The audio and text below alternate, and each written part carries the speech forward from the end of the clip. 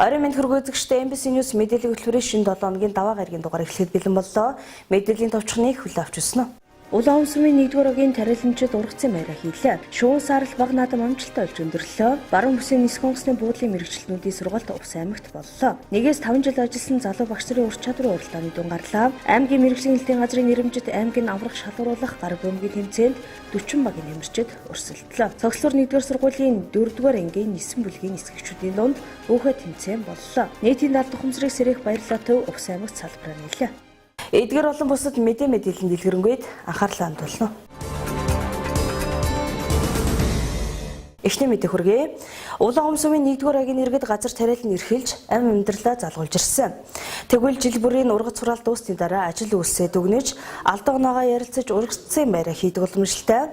Энэхүү ургацын баяраа өчигдөр буюу 10-р сарын 29-ний өдөр өргөн тэлдгэр зохион байгууллаа.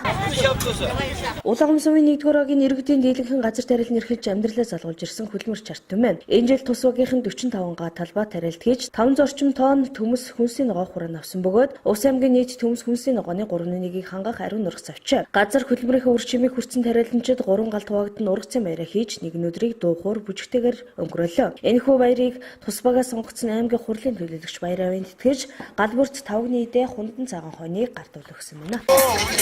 1-р огийн маань ургацын баяр өнөөдөр тохиолж энэ сайхан алгар номны сайхан алгар өдөр болж байна. Увс аймгийн хэмжээнд бол 256 гад төмөс хүнсийн ногоо тариалдаг байгаа. Энэний 3.1 буюу 80 гадан бол 1-р огийн ард иргэд маань хөлс хүчээ хөдөлмөрлөж тариалдаг байгаа. Энэ Увс аймгийн хэмжээнд Увс аймгийн 60-70% нь өөрөө төмөс хүнсийн ногоо хангадаг байгаа. Энэний 30%-ийг нь бол энэ Чандууны багийн ард иргэд маань тариалж хангадаг байгаа. Нийт тариаланчид маань 3 гал болж баяраа тэмдэглэж байна. Нийт газ тариалан эрхэлж байгаа ард иргэдэд баярын халуун мэндийг хүргье. За өнөөдөр манай 1-р огийн маань иргэдийн дунд ургацын баяр болж байгаа. Тэгээд иргэд маань ургацынхаа баяртаа идэвхтэй сайхан оролцож байна. За энэ жилийн үед манай багаас 45 орчим га талбайд тариалт хийгдсэн. 500 орчим тонн төмөс хүнсийн ногоо хурааж авсан. Хураагаад аваад байна өнөөдрийн байдлаар. За ерөнхийдөө иргэдээ бол талбайгаар 3 гал болгоод хуваасан байгаа. 3 галынхаа дунд янз бүрийн хөгжийн тэмцээн, бөөхөө тэмцээн зохион байгуулж байгаа. Тэгээд энэхүү өдөрлөгийг маань ивент итгэсэн аймаг сумынхаа төлөөлөгч нартай бас баярлалаа гэж хэлмээр байна. Бас өдөрлөгтөө идэвхтэй оролцож байгаа ард иргэдтэй бас маш их баярлалаа. Чанамныхын хизээнээсээ хөдөлмөрчөөр магтагддаг хүмүүс тиймээс ч тус багаас олон улсын аврах тариаланчид төрөн гарч залуу үеийнхэндээ залгамж чалгаа өгч сургамжаа хайрлан ажилласаар байна. Үүний нэг тод жишээ нь жилбэр Увс аймгийн иргэдийн хүнсийн ногоог хангадаг явдал юм. Зөвхөн төмөс хүнсийн ногоо хангаж зогсохгүй арсаад увсад төдүүгүй Монгол улсад цөөхөн газруудад тариалдаг мал тэжээлэх царгас бид гэх мэтчлэн хадлан тариалж ариун ургац авсныг ахмад тариаланчид залуусаараа бахархан ярьж байсан юм а. Манай Чандамны ард түмэн бол ажилсаг газар тариалангийн улаан гомын 80% нь үйлдвэрлэдэг ийм ажилсаг хамт олон юм а.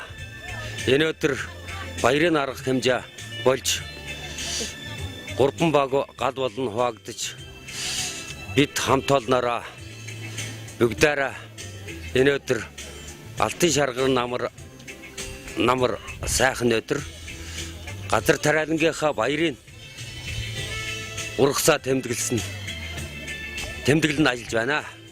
Та бүхэнд ажлын өндөр амжилтыг хүсье. Өнөөдөр улаан умсмын 1-р багийн ургацынхаа баярыг хийгээд баяртай байна. Энэ дотор манай энэ Арсаа баг гэж баг оролцож байгаа. Энэ бас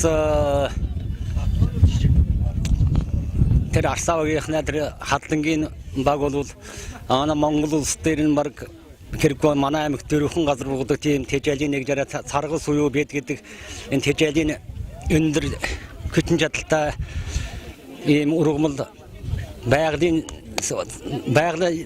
хасаяасан энэ юуг одоо услуулж манай залууч тавдаг юм аа. Энэ манай 1-р багаас одоо 30 гаруй хүн 2-р багийн дэвсгэр дурчигт Арсаа гэдэг газраас авдаг тэр хадлангийг. Тийм үсээс бид нар ч бас твүүгээрээ бахархаж Арсаа нэртэй энэ 1-р багийн оролцож байна. Тэгээд одоо манай залуучууд бол маш их сайн авч байгаа. Энэ ажил бол төмөр хоёуг бол ямар ч байсан гаагаас 20 гаруй 30-аад центр ургасан. Бацогт бол нэг 40-ад нэг гаагаас цэн тургус авч ирэн 50-аас 70 тонны ус авчна 91 хүн. Тэгээд одоо бид нэр одоо ишаа цааш нь жилээс жилдээ талбайгаа өндөр тордлоготой устгагийн зөв гэж улам их ургас авах яаян залуучууд аймаг сумын аваргууд цаашлаад улсын ургуулна гэдэгт итгэлтэй байна. Манай нэгдүгээр ногоочин тариачин жимсчнэр их өргөн ажилсаг артем байд юм аа. Өнөөдөр манай артем ургацэна баяр хийж 3 гал болчихсон сайхан өнгөтэй налгар сайхан найр цангам болж ийнэ гэж үзэж байна бэ. Ахмад гүний хувьд. Тэгээд нийт одоо 3 багтаан ирэх жилийн ургацсан нарвын энэжил өнтэй сайхан нөвлжээ тавртан асар их ургас авч улс аймгийн олон навраг төрөх болтугай гэж яриа. Энэхүү ургацын баяр 2015 оноос хойш хийгдээгөө таслаад байсан бөгөөд энэ жил хийсэн нь тариаланчдын талархлыг хүлээж байсан юм а. Энэ өдөр зөвхөн баярлахтаа бус жилийнхээ алдаа оноогоо дүгнэж ирэх жил ямар ажлуудыг хийхэд төлөвлөх, нэгдэж нийлхийн утга учирыг сурталчлах чухал хариуцлагатай арга хэмжээ гэдгийг тариаланчид болоод сум багийн удирдлагууд хэлж байсан юм а.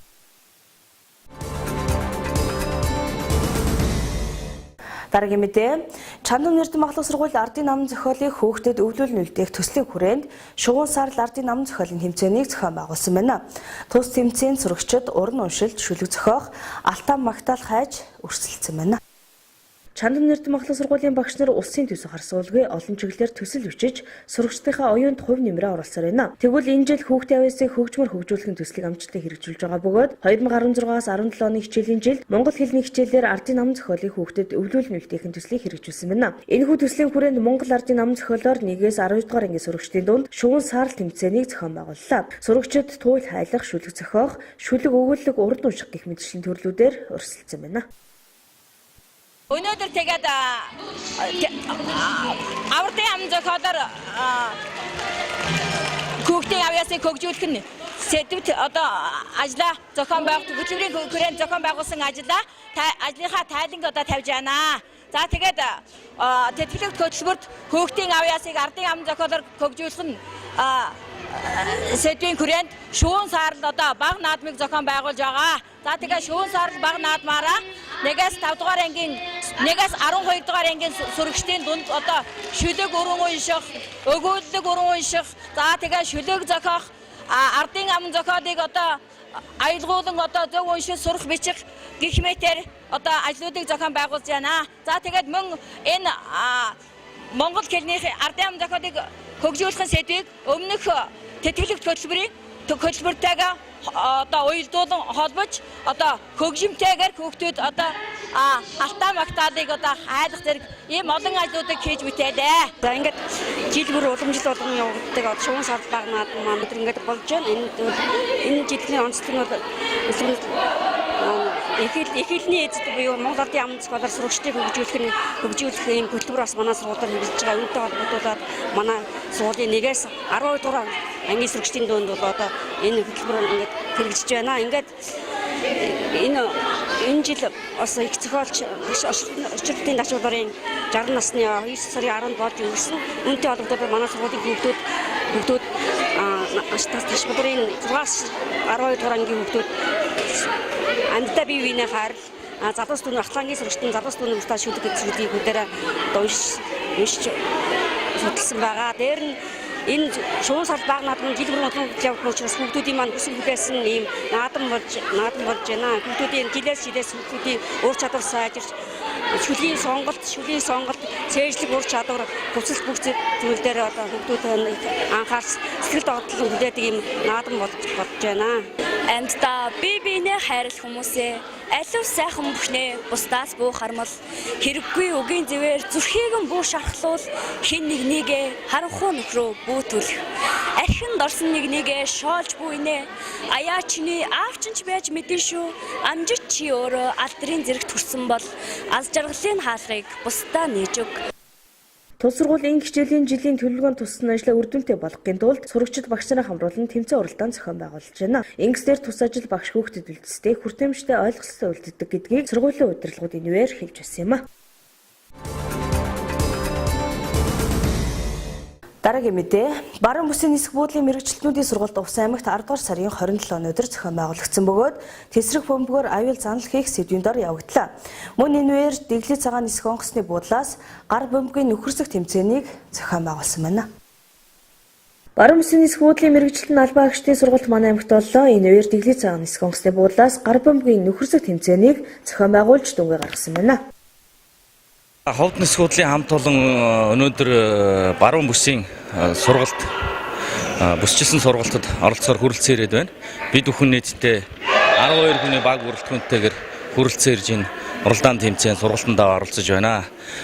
Манай нисэх буудлын бол өнгөрсөн жил түүх 60 жилийнхаа хийсэн нийтдээ нэг 53 ажилчинтай нисэх буудлаа өдөр бүр нислэгтэй байдаг бид бүхэн.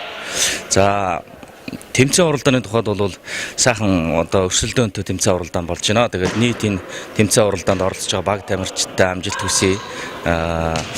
Бас үлзийтэй сайхан өрөөлийг дэвшүүлэх хүсэж байна. Юу гэхээр тэнгэрэн зэлмэг буултан зөөлөн байх гэсэн өрөөлийг дэвшүүлье. За спортын тэмцээн бол мэдээж энэ сургалтын үеэр бол манай дэглээ цагаан нисэх буудлын хамт олонны зүгээс бол мэдээж спортын арга хэмжээг бол бас зохион байгуулж энэ мэдээж бол нөхөрсөг тэмцээн уралдаан болж байгааг ойлгож байгаа. За энд бол мэдээж баг тамирчдаа ирсэн мэдээж амжилттай оролцсон гэж ойлгож байна.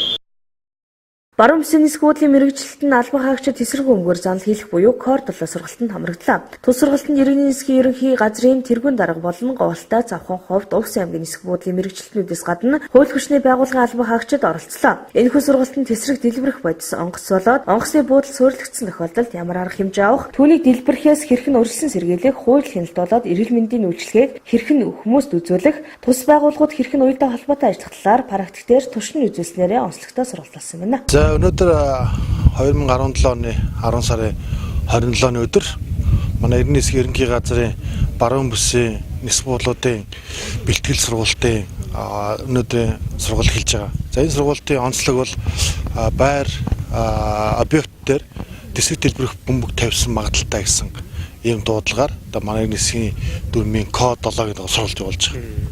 Уг сургалтыг бид хүн жилийн өмнө төлөвлөсөн байдаг. Тэгээд энэ манай энэ сургалтанд за Увс аймагт хийхээр төлөвлөсөн болохоор Увс аймгийн засаг даргын тамгын газар, Увс аймгийн иргэдийн төлөөлөгчдийн газар, Увс аймаг дахь хүчний таван байгууллага цэрэг цагдаа онцгой байдал, гал, эмнэлэг тагнуул энэ байгууллагуудын хамтран сургалт амжилттай явагдаж байна. Уг сургалтын одоо онцлог нь бол ялангуяа манай баруун бүс хил хязгаар аймагуд дээр одоо тесрэг бөмбөг тавих болцсохгүй эрсдэл байдаг гэж одоо манай таглаас үздэг. Тэгээ энэ бид нар бодлогоор баруун бүсийн аймагт манай нисэх буудлууд дээр тесрэг бөмбөг тавьсан тохиолдолд бид нэр хэрхэн бэлтгэлтэй байх вэ? За ялангуяа хамтран ажилладаг байгууллагууд, иргэдийн байгууллага, онцгой байдал, хүчний байгууллагууд хэрхэн ажлын уялдаа холбоогоо сайжруулах талаар энд харагдаж байгаа. За одоо ингээд зүгээр суулт хараахан дуусаагүй байна. Одоо ингээд харж байхад бол бид хүн бас өшөө зарим нэгэн дүрм журмуудаа өшөө нарийн болгох. За мөн өнөөдрийн хийсэн сургалтын явцад зарим нэгэн дүн шинжилгээ хийх шаардлага харагдаж байгаа. За энэ дээр жишээл нэлээд харагдаж байна л да. Одоо онцгой байдлыг зарлах хугацаа, хүмүүсийн штабыг байрлах гэсэн нэлээд харагддаг. За энэ зүгээр маш сайн. За ялангуяа бид нэр ийм зарим нэгэн дутагдал, зарим нэгэн зас залруулах юм байна гэдэг маань өөрөө энэ сургалт хэрэгтэйг л харуулж байгаа. Увс аймагт болж байгаа бүсийн сургалтанд бол би нэг 10 хүнтэй ирж оролцож байна. Мэдээж энэ сургалт нь бол өөрөө их ач холбогдолтой сургалт гэж ойлгож бид бол бас нисэх буудлын хамт олныг ялангуяа аюулгүй байдлын чиглэлээр бол бид нэр энэ ажилд нэлээ идэвхтэй оролцож энэ чиглэлээр нэлээ зүйлийг сурж мэдих цаашид бас зорьсон зорилго төлөвлөсөн ажлуудаа хийж хэрэгжүүлэхийг бол бас бид нэр мэдээж ирэмэлцэж байгаа. Тийм учраас бол нэлээд бас ач холбогдол өгч ирсэн. Сургалт бол яг өмнө нь бол говьалтай аймагт манай аймагт зохион байгуулагдж ирсэн. За говьалтай аймагт зохион байгуулалтаа бол Монгол улсын хэмжээнд нисэх буудлуудыг аэропортуудыг бол оролцуулж ингэж оролцож ирсэн. За энэ бол яг энэ жил бол бүсчил хийгдэж байгаа. Энэ бол мэдээж төсөв хөрөнгөтэй холбоотой энэ ажил асуудал байгаа. За энэ сургалт өөрөө код 7 гэдэг ингээд эрсдлээс бас хамгаалах. Энэ код 7 нь юу гэхээр бас нөгөө тесрэг бөмбөг одоо ороод аюул занал хийх гэсэн энэ сэдвтэй. Энэ нь өөрөө юу гэхээр одоо бол яг Монгол төдий одоо ийм асуудал гараагүй ч гэсэн энэ бол дэлхийн нийтэд бас болж байгаа асуудлыг урьдчилан сэргийлж байгаа. Цаашид бол бид энэ чиглэлээр хэрэг одоо ийм асуудал гарвал ямар арга замаар маш яаралтай хүмүүс аюулгүй байдалд оруулах уу, тийм ээ? Эрсдлээс яаж гарах уу? Олон талаас нь асуудлуудыг бол бас чухалчилж ингэж үзэж байгаа. Мөн дээр нь бол сургалтын нэг онцлог нь бол одоо хууль хүчтэй байгууллагууд одоо бидний одоо зөвлөл гэж байдаг. Бид нэр тодорхой мэдээж журмыг мөрдөж ажилладаг байгаа.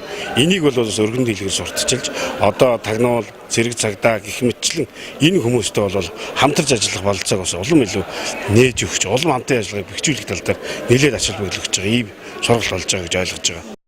Тус сургалт үе шаттайгаар үргэлжлэн явагдах бөгөөд олон талт арга хэмжээг зохион байгуулахаар иргэний нисхийн ерөнхий газраас төлөвлөгөөндөө тусгах нь ажиллаж байгаа юм байна.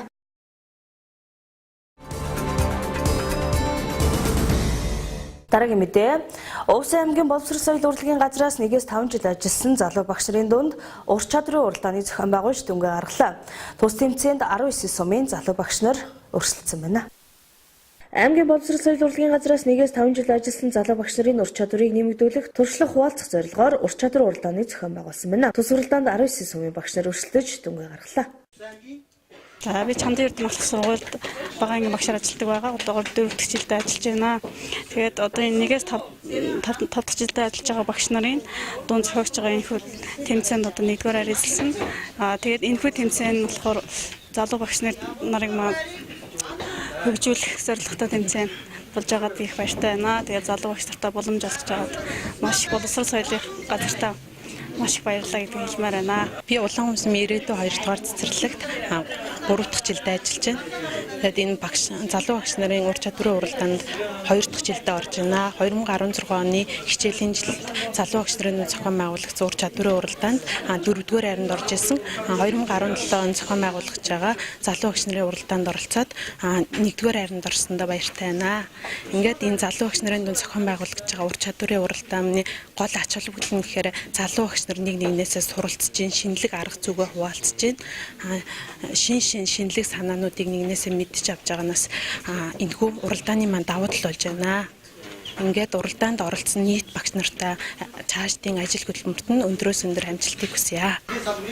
Энэхүү тэмцээний шагналыг багш нарын тавьсан бооцооноос бүрдүүлсэн байна. Цаашид тус тэмцээний ач холбогдыг нэмэгдүүлэхийн тулд аймаг орон нутгийн удирдлагууд болоод иргэдийн төлөөлөгчд урал санал тавьж төсөвт мөнгө суул гарах хэмжээ авахаа боловсрол соёл урлагийн газрын дарга энэвэр мэдгдсэн юм а. Энэ хөтөлбөрүүдэд бас бид цаас уулахгүй тулд амьдрал дээр хэрэгжүүлэхийн тулд хөтөлбөр маань хүүхдэд бол хөрч байхын тулд бас нэг хамгийн чухал ажил нь бол энэ багшийн хөгжил гэдэг ажил байдаг. Энэ ажлаа бид хэрэгжүүлэх үеднээс Увсан аймгийнхаа хэмжээнд 1-5 жил ажилласан хамгийн гол нь залуу багш нарынхаа ур чадварыг нь хөгжүүлье. Ахмад туршлагатай багш нараас нь ур чадварыг нь суралцуулъя. Тэднийгээ бас уралдуулж тэднийг бас хамгийн сайн одоо хөгжиж байгаа. 1-5 жил ажиллах хугацаанд арга зүйг нь өсөж яваа. Ийм сайхан залуу багш нараа бас нийтэд түгээн дэлгэрүүлэх туршлагын. Бас тэднэрт урам зориг өгье. Арга зүйг нь бусдад түгээн дэлгэрүүлэх гэдэг зорилгоор энэ асуудлыг энэ ажлыг бид зохион байгуулсан. Аймгийн хэмжээнд энэ зөвхөн улс даяаруудыг ажил биш. Бид хөтөлбөрийн хэмжээнд улс аймагтаа зохион байгуулж байгаа ажил. Тэгэд энэ ажилд манай анхан шатны сургууль дээр сайн зохион байгуулагдсан сая тэр баруун зүүн тэгээд 3 бүст хуваахад энэ бүстээр бас амжилттай зохион байгуулагдсан. 5-ыг ингээд бисээсээ шалгараад ингээд аймгийн төвд дараашийн шатны уралдаанд энэ өдөр оролцоод амжилттай оролцоод 24 багш маань хичээлээ заагаад хамгийн шилдэг сайн багш нар маань тодороод шагналаа хүлээн авч байгаамаа. Энэ асуудлыг бид бас цаашдаа уламжлал болгон явуулнаа. Залуу багш нараа хөгжүүлэхэд уламжлал болгон явуулнаа гэсэн юм чиглэлтэй байгаа. Энэ жил бид өөрсдөө хэмжээнд та нөхдөдтэй хамтраа та нөхдийн бас санхүүжилт дэмжлэгээр одоо өөрөөр хэлбэл бооцоо маягаар зохион байгуулж шагнал зохион байгуулж байгаа. Шагнал маань их өндөр бичгэлээ гэсэн бас бололцооны хэмжээнд та бүхэндээ хүргэж байгаа. Тэгээ дараагийн жилдээ бид бас энэ аймгийн иргэдийн төлөөлөгчдийн хуралд бас бидний хөтөлбөрөө цаашид хэрэгжүүлэхэд санхүүжилт маань бас арай жоохон бага байна. Хөтөлбөр хэрэгжүүлэхэд одоо тавьж өгсөн санхүүжилт маань бас бага учраас бид ажилтнууд бас байгаа асуудал байна гэдгийг бас энэ жил бид тавья гэж бодож байгаа. Хэрвээ бид хөтөлбөрт тусаад хөтөлбөрийг маань аймгийн иргэдийн хурлаас орон нутгийн хөгжлийн сангаас санхүүжүүлээд өгөх юм бол харин бид өөр бодол байгаа. Энэ зөвхөн нэг хитгэн цаасны шагналд өгöd багшийн зогсооч биш. Энэ уралдаан шалгарсан багшийг бид бас өшөө өндөр хэмжээнд зөвхөн мөнгөний шагналаар шагнах биш, харин бас наас цааш ууж одоо нүд тайлах юм үйцэх ийм хэмжээнд одоо бид хөргөж одоо тийм эрхэм бичгээр шагнах гэсэн ийм бодлыг бас цааш чатаа бодож байгаа. Тус тэмцээний залуу багш нар идэх санаачлагт амрагдсан бөгөөд шинээр төгссөн боловсон хүчнийдийн хувьд нэгнээсээ их зүйлс сурдаг гэдгийг онцолж байсан юм а. Дараагийн мэдээ, аймгийн мэргэжлийн хэлтийн газраас 3 дахь жилдээ аймгийн аврах шалгаруулах гар бөмбөгийн тэмцээнийг зохион байгууллаа. Тус тэмцээнд 7 сумын 300 гаруй тамирчид өрсөлдөж, авьяас чадвараа сорилоо. Мэргэжлийн хэлтийн газрын нэрэмжит аймгийн аврах шалгаруулах гар бөмбөгийн тэмцээн 3 хоногийн турш зохион байгуулагдаж дүнгээ гаргалаа. Тэмцээний 40 багийн 320 гаруй тамирчид өрсөлдсөн бөгөөд эмэгтэйчүүдийн төрөлд 1-р айрыг Хөлийн цэргийн тэг 245 дугаар ангийн баг, 2-р айрыг Увс цахилгаан төгсүүлжээ компани баг, 3-р айрыг Тариалан сумын баг эзэлсэн бол эмэгтэйчүүдийн төрөлд 1-р айрыг Тариалан сумын баг, 2-р айрыг Цогцлбор 1-р сургууль эзэлсэн бол 3-р айрыг Хөвлөгийн сумын баг тус эзэллээ. Аймгийн мэргэжлийн хэлтийн газрын нэрэмжит аймгийн аврах шалгаруулах гар бөмбөгийн тэмцээн уламжлуулан 3 дахь жилдээ зохион байгуулагдаж байна. За энэ жилийн тэмцээнд бол нийтдээ 6 сумаас улаан сумтайгаа нийлээд 7 сум оролцож байна. Нийтдээ нэг 40 багийн 320 гаруй тамирчид хүртгүч аваад самбагаас орол тэмцээнд оролцож байна. Энэ жилийн тэмцээн бол онцлогтой байгаа. Өнгөрсөн жил бол бид нэр бол тэмцээнээ бол нээлттэй хэлбэрээр зохион байгуулсан байгаа. Баг тамирчид бол гаднаас хүн авч болно. Дээр насанд хүрээгүй хүүхдүүдийг бас ур чадварыг нь дээшлүүлэх зорилгоор насанд хүрээгүй хүүхдүүдийг оруулж болно гэх мэт нээлттэй хэлбэрээр зохион байгуулсан байгаа. Энэ жилийн тэмцээнийг бол бид нар насанд хүрэгчтэй аймгийн аврах гэдэг утгаар нь зохион байгуулж байгаамаа. За энэ тэмцээнд бид нар бол зохион байгуулах гол зорилго нь бол бид нар оны төгсгөл дээр нийт хамтран ажилладаг аж ахуйн нэгж байгууллага сүм баг нийт харилцаж хамтран ажилладаг бүх хүмүүстэйгээ жилийн тайлангаа ажлын тайлангаа тавих. Мөн тэд нартайгаа 1-2 өдрийг хамтран бас чөлөөт цагийг хамт өнгөрөх тийм зорилготойгоор энэ тэмцээнийг уламжлуулгын зохион байгуулж байгаамаа. За энэ жилийн мэргэжлийн хэлтийн тэмцээнд олон баг тамирчид оролцож байна. Тэгээд энэ жилийн тэмцээний онцлог гэхэд нийт 6 сум 400 гаруй тамирчин оролцож байна. Тэгээд нодлон жил манай уламжлуулгын зохиогч байгаа энэ мэргэжлийн хэлтийн тэмцээнд манай сум эрэгтэй алтан медаль, эмэгтэй мөнгөн медаль авсан байгаа. Тэгээд энэ тэмцээнд оролцож байгаа нийт тамирчид амжилт хүсье. Тус тэмцээнийг Скайтл компани хамтран зохион байгуулсан бөгөөд тэмцээнд оролцсон тамирчдын дунд суглаа зохион байгуулж шалгарсан настангуудыг гар утас Азийн дугаараар урамшууллаа. Мөн шилдэг баг, шилдэг тоглогч, шилдэг довтлог шалгаруулж шагнаж урамшуулсан байна. За манай компани зүгээс болохоор өөр тэмцээнийг ивент тэтгэгчээр шагналын сан ивент тэгээд мөн шилдэг байгууллага шалгаруулж байгаа, шилдэг тоглогч шалгаруулж байгаа. За тэгээд мөн сюрприз залгаад суглаат урамшуул нээлтэн дээр зохион байгуулж байгаа. За нийт увсчуудаа скайтлыг хэрэглэдэг увсынхандаа баярлалаа гэж хэлье. Мэргэжлийн хэлтийн газрын үйл ажиллагаа олон нийтэд тайлагнах, байгууллага сурчлах, хууль тогтоомжийг иргэдэд мэдээлэх зорилгоор аймгийн аврах шалгаруулах гар бөмбөгийн тэмцээнийг зохион байгуулдаг бөгөөд энэхүү тэмцээний цар хүрээ нэр хүнд нь жилээс жилд нэмэгдэж байна. Дараагийн мэдээ, Цогцлбор 1-р сургуулийн баг боловсролын 2017-оос 18 оны хичээлийн жилийн төлөвлөгөөнд тусгагдсны дагуу нийт 4-р ангийн 9 бүлгийн эсгэгчүүдийн дунд нийтийн биеийн тамирыг хөгжүүлэх ураатай буухай тэмцээнийг зохион байгуулсан байна.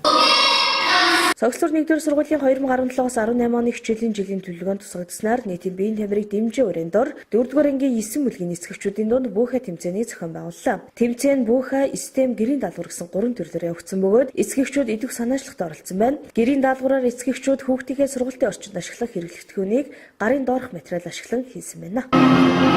Сургуулийн 4-р ангийн заах аргын нэгдлийн эцгийн хүрээл зохион байгуулж байгаа энэ ажил нь болохоор энэ 1-р үйлрэл сургуулийн үйл ажиллагааны төлөвлөгөөнд тусгагдсан ийм ажил зохион байгуулагч байгаамаа.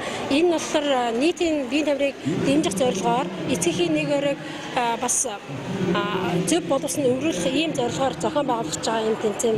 Манай 4-р анги бол 286 багштай. Тэгээд нийт эцэгчүүд манд 9 бүлгийн 9 баг тамирчид одоо оролцоход бэлэн болоод байна. Тэгээд энэ тэмцээн маань бол тийм 3 үе шаттай явагдана. Нэгдүгээр үе шат нь болохоор одоо буухай тэмцээн байгаа. Нэг ангиас бол 5 нэртэй 10 хүнтэй нэг баг тамирчид оролцож байгаа. дараа нь бол систем гэдэг манай боловсролын баг боловсролд одоо энэ жил шинээр нэгдэж байгаа систем сургалт гэдэг явагдаж байгаа. Тэгэхээр систем сургалтын бас эцэгчүүд мэдрүүлэх зорилгоор систем нэг даалгаварт ажил явуулж байгаа. Энэ бол тухайн өгөгдсөн загварыг угсарч гаргах ийм даалгавар байгаа. 3 дугаар даалгавар нь болохоор сурагч эцэгчүүд гэрийн даалгаварт гарын дорх материал ашиглан бүтээл хийж ирэх ийм даалгавар байгаа. За ийм бүтээл нь болохоор эцгийн гараад бүрдсэн ийм бүтээл нь сурагчдын хичээлд хэрэглэх, аль болох олон хичээлд хэрэглэх боломжтой ийм бүтээлийг бэлдэж ирж байгаа. Ийм 3 үе шатаар явуулж байгаа ийм ажил юм аа. За би 4-р ангийн эцгийн төлөөлөлд аваад ирж байна. За би энэ одоо ингээд гэрийн даалгаврын одоо бүтээлийн төрөлд яаж ингэхээр гэрлийн үзэгдлийн талаар бүтээл хийсэн байгаа. Яндан дуранд хэрэглэдэг перископ дэлхийн одоо дайнуудыг яндан дуранд усан онгоц игээд гадна талын юу хардаг тийм. Энэ гэрлийн хойлттой холбоотой. За энэ одоо бас хөгжилтэй дуран гэдэг бас нэг бидний көөгт бага ахт ингээд хэрэгжилж ясан юм дуран байсан тэрийг бас хийсэн байгаа. Энд бас гэрлийн хойлттой холбоотой. За энэ бол гэрлийн багц цацраг үүсгдэг юм багш дотроо нэг гэрэлтэй.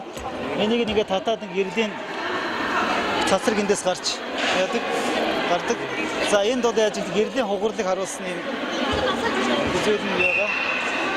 За мөн энэ таглагаар энэ тэмдэнгийн таглагаар нэг юм юу хийсэн байгаа нэг гэрлийн цацрагийг цуглуулж тийм үү.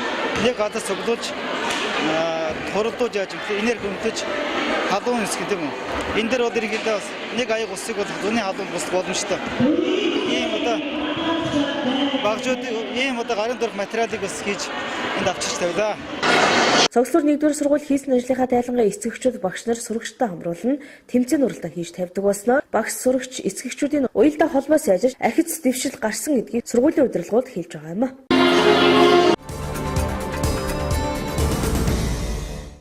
Дараагийн мэдээ, нийтийн далд ухамсарыг сэргээх баярлалаа төв 2011 оноос Улаанбаатар хотод үйл ажиллагаа явуулж эхэлжээ.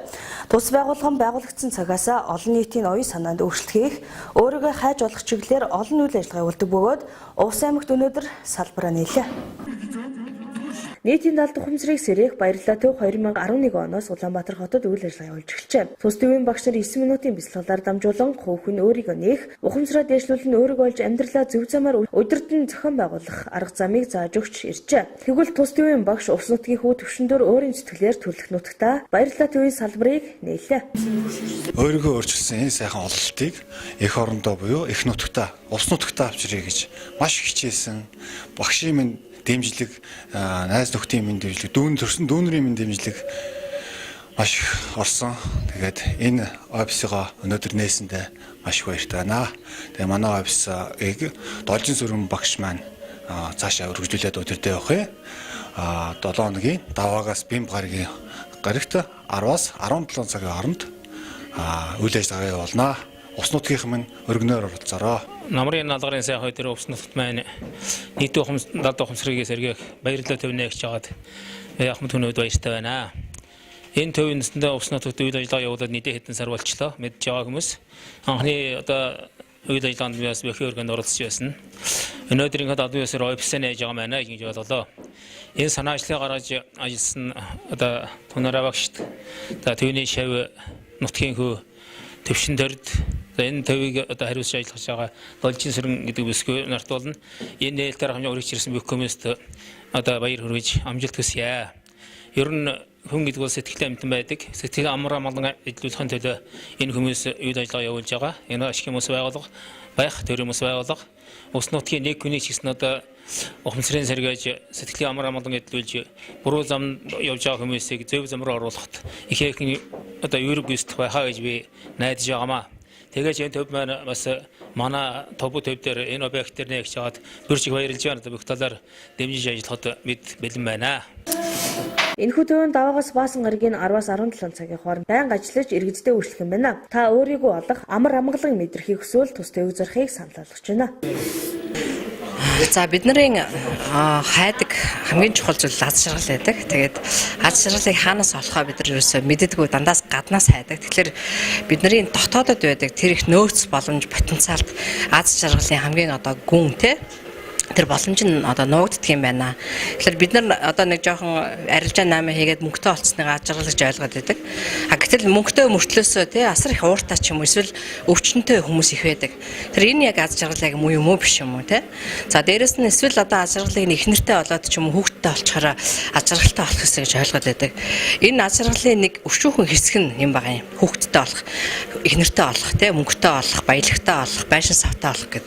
Энэ бол нэг талаараа хүнд байх боловч энийг цааш нь ингээ хөтлөөд те их нэртэйгээ ч юм уу хүүхдтэйгээ өшөө цаашаа аз жаргалтай явах боломж бол бидний дотоодод буюу нөгөө хөт чинь амар амгалан байдаг. Тэгэхээр энэ төв нэгдэж байгаад би маш баяртай байгаа. Тэгээд энэ нутгийн хүмүүс их одоо те дэмжлээ, тэгээд зүтгэлээ. Ер нь одоо энэ чинь байгуулчих тийм амархан зүйл бас биш шүү дээ, тийм ээ. Энэ сэтгэлийн ялангуяа харагдахгүй байгаа, нүдэнд харагдахгүй байгаа энэ одоо хөгийг тийм ээ одоо зөв зохистой байдлаар ингээд удирдах чиглүүлээ явна гэдэг бол тийм амархан зүйл биш юм байна. Тэр энэ одоо төвийг зоригтойгоор зохион байгуулж те зоригтойгоор нээж байгаа энэ төвшин тур багштай дээрэс нь энэ должин сүрэндээ бас баяр цэцэгтэй ингээд талархснаа илэрхийлээ. Тэгээд дээрэс нь ингээд хамтран ажиллахад бэлэн болсон бас ингээд зөндөө олон хүмүүс байна. Тэгээд яг л энэ бидэрт дутаад байгаа юм. Тэгэхээр энэ дутагдаад байгаа гэдээ бид нөхөд эхлэх юм бол хүн аз жаргалтай амьдрах бүрэн боломж байна. Тийм. За тэгээд та бүхнийг урьж байна. Нээлтийн үйл ажиллагаанд иргэд өргөнөөр оролцсон. Энэхүү төвийн талаар мэдээлэл авахыг хүсвэл 21 цагаас ойрт хөгжим бичгийн театрт өнөөдөр очиж багш Тунрагийн лекцийг сонсхийг уриалж байна.